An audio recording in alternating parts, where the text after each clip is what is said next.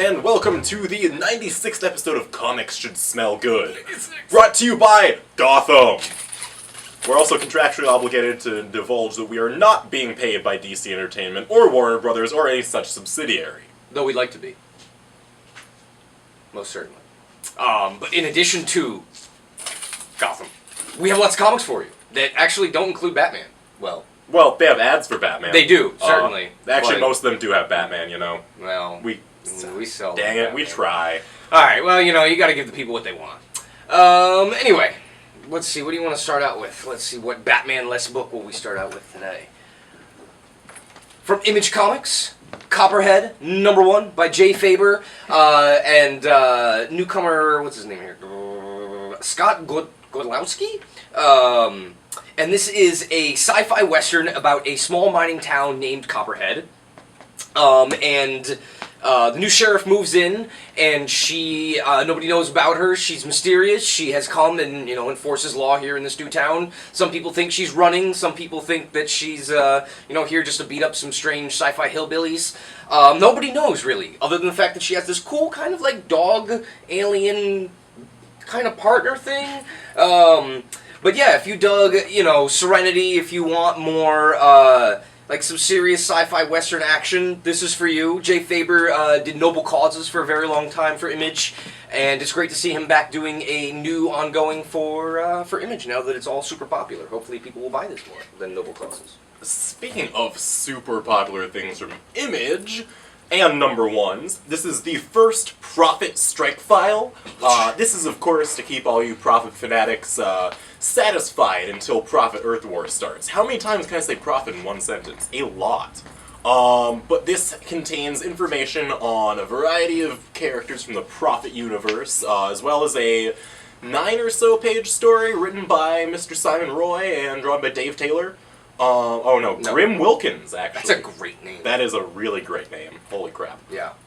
This also has an amazing spread of diehards by Ron Atkins, and just tons and tons and tons of art. It's cool. It's awesome. It's something, you know, they did back in the 90s when Prophet was coming out. That's right. From Legendary Comics, we have the new, highly anticipated, but not very hyped Grant Morrison comic. Maybe because Multiversity maybe overshadowed it. Maybe the DC Comics hype machine is a bit more well-oiled than Legendary's. But teaming up with frequent collaborator Fraser Irving, this is the story of... Well, you know what's Grant Morrison? It's all about weird meta shit. You can't say that. Oh, whatever. I bleep. About weird meta stuff about a writer whose creations come to life and challenge his sanity and the very safety of the world. Wow, that sure sounds like a Grant Morrison comic. It does. Multiversity, by the way, was awesome. And you should totally read this, because look, it's got a weird, bug dude, and Fraser Irving paints the whole thing. And there's a spread that's got, actually, I can't say any of those words on film. Yeah, but it's got all of it in one spread. So yeah, Multiversity. That's not Multiversity. But from the writer of Multiversity. Legendary. Alright, Casey. You obviously need a break, so why don't we call on Mr. Professor Dr. Will?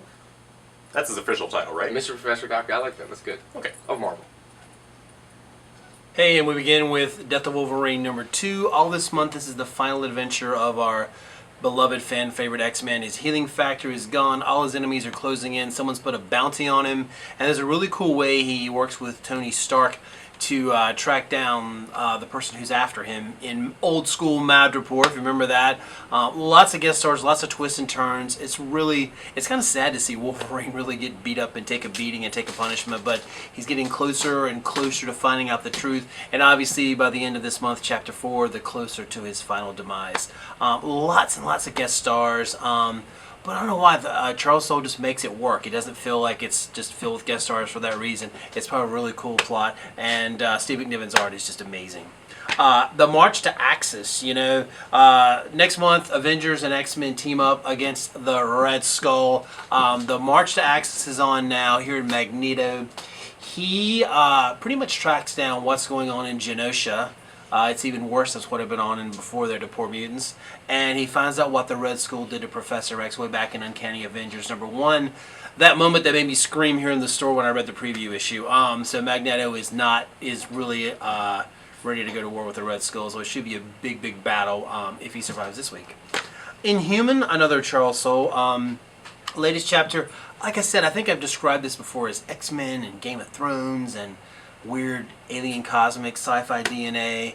It's a blast. You know, Black Bolt is missing. Queen Medusa, who I think is one of the really cool Marvel female characters, she's trying to hold the kingdom together. There's all these really cool new humans, as they call them, who've kind of gotten their powers. And there's this supervillain this week called the Unspoken, who ironically, Black Bolt never speaks. But anyway, he's come to make it Medusa an offer I don't know if she should refuse it or not. Lots of cool intrigue and lots of really cool characters in Human, the latest chapter out this week. And finally over to DC, it is Future's End. Every story this week is set 5 years in the future. This is Batman, a story worked on by Scott Snyder and Ray Fawkes. And 5 years in the future, Batman is broken, he's beaten, but he's going to go through some really weird, drastic, strange science to keep his war on crime alive. Really kind of strange what he does here, and you're almost like, is Bruce Wayne really going to go there? Lots of moody, weird, and lots of cool covers for everything. This is the first of many Future's End books this week. Back to you guys. I'm the ghost of comics past. Oh god, are we back? Oh god. You weren't supposed to see that. Comics. Stumptown, #1, Volume 3.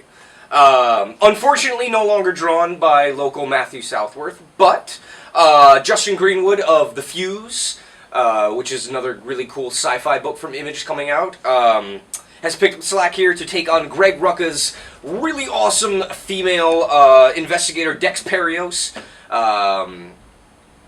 taking on another case here in Portland, the case of the King of Clubs. Ryan Hill, who did colors for Ulysses Farinas on the Judge Dredd book, is kind of getting a much easier job here, not having to color like 16,000 little cars, different colors.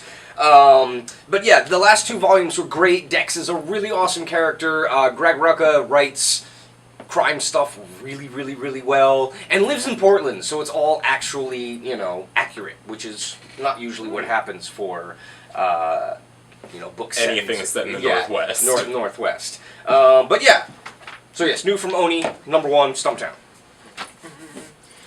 And from Image Comics, we have the second trade paperback collection of Arlish Kott's Zero. This is at the heart of it all. Catches up to the current issue #10, where Edward Zera's life has taken a bit of a turn from what it was in the first volume. This is a much more contemplative edition than the first one. Not quite so up on the hyper-violence as it is, the more meditative aspects of Edward Zera's life. The whole host of artists. It's cool he works with different artists every issue. I like that a lot. And returning this week, we have Ms. Anna Peterson, who has a few things about pizza and aliens and... I want pizza and aliens. Me too. Maybe we'll have pizza and aliens. Yeah, she had all the cool stuff. I don't know. She took it from me. I was going to talk about the pizza and aliens, dude. Greet audience. Introduce name. Present product. Like this one. It's the Whedon 3-Way, a suspect name if I've ever heard one, but it's full of books that are definitely not suspect. If you like the Image sale deal of getting your first issue of an older issue for $1, try getting 3 first issues also for $1. It's Buffy Season 10 Issue 1, Angel and Faith Season 10 Issue 1, and the new Serenity first issue, all complete in one $1 package. It's a fantastic deal. Also in the Dark Horse verse is Prometheus, #1, Fire and Storm. If you were a fan of the movie, then that's awesome, because this was a sequel to the first crew that went out and got horribly decimated. You'll find out what happens when they send a second crew to figure out what happened to them. It's full of monsters, fields of death, jungles. If you didn't like the first movie, this is a redemption, because it's a lot better than the first. It's a lot better than Prometheus itself. So it's for both people. It's a little bit complicated, sci-fi, etc., but it warms you up into all of the awesome Alien Universe action that will also be coming out from Dark Horse. It's not complicated. It's Teen Dog, #1, from cartoonist Jake Lawrence. He mostly does a web series that's also fantastic, but this is pretty much if Poochie the dog from The Simpsons came back to show us how awesome high school would be if you were a dog, wore sunglasses, skateboarded, and ate a bunch of pizza. I don't know of a high school story that's better than that, so you should probably pick up Teen Dog #1. Adios. Thank you, Ms. Anna. And yeah, I totally want some pizza now. You know, I'm pizza on the brain. And Well, we don't have any pizza, at least not for you. But we do have a couple awesome graphic novels we're going to round it out with today. First of which is Michael Cho's Shoplifter, which is a book I didn't even know was coming out until like a couple weeks ago, and then once I read what it was about, I was like, oh, holy crap, well, that sounds like it would be right up my alley. It's about... Did you steal stuff? Oh, no, Is that really? Because I'm disillusioned and I work a lot of jobs I don't want to be doing. I want to create things, Because god you dang steal it. stuff. It's a seen little them. bit because of that. But this is about an aspiring writer who took a job as a copywriter. Of course, the years passed, and she didn't end up writing that great novel that she thought that she was going to do, and all she really wrote was advertising copy. But when she eventually goes and steals a magazine, she's suddenly reinvigorated in life, and this leads to a variety of discoveries and possibly even a new path. But how can, you know, crime really bring that much of a change in someone's life without having a cost, you know? Consequences. Yeah, it's all very, Repercussions. again, contemplative. Lots of very of heady contemplative, things yeah. here. And speaking of heady, the Wrenchies, finally in comic book stores by Mr. Farrell Dalrymple. Yes, you've been able to buy this in other markets because for some reason First Second decided to release this to non-comic market first. I don't know why. Bad, shame on you, First Second. But yes, Farrell Dalrymple, who you know from Prophet fame and also the books It Will All Hurt and the Omega the Unknown for Marvel. I don't know what I can say about this. The last time he put a book out was the art book that he did, which was really cool. Delusional. That was awesome. And, you know, Farrell's, he's just got, like, the spirit of a real comics barbarian, you know? I mean, stuff is just pure.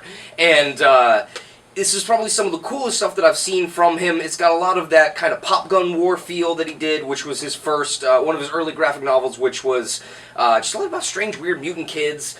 This kid here, he's got a gun and a Cyclops mask, or the visor, which is totally cool.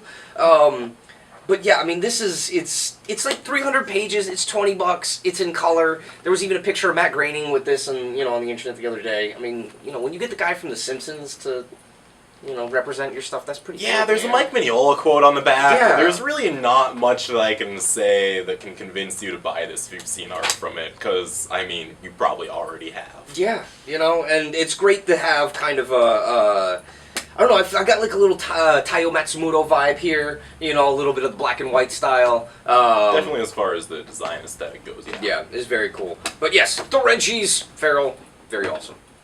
And the last thing... Yeah. Also, That. Copra. Yeah, you know, 17. It's Copra. here. Still not saying that right. I know, we're I don't still know not what's wrong saying with it me. right. I don't know. But this issue is Rax, the Steve Ditko awesome issue. Yeah, you know... Well, hold on, what's that? I'm getting a message from our sponsors. We have Hmm. one last announcement for you, actually. This here says that Mr. Corey Michael Smith, who's playing, Edward Nygma, the future Riddler on the new Gotham series on Fox TV, will actually be in the shop today. Depending Holy on crap, when this it's video today. gets posted. At 10:30 to 11:30. So you can come in and meet the actual mastermind behind Batman Zero Year. I mean, come on. Not Scott Snyder. No. We're talking in the story, man. This is real. Real life. And if the video gets posted later, well, you missed it.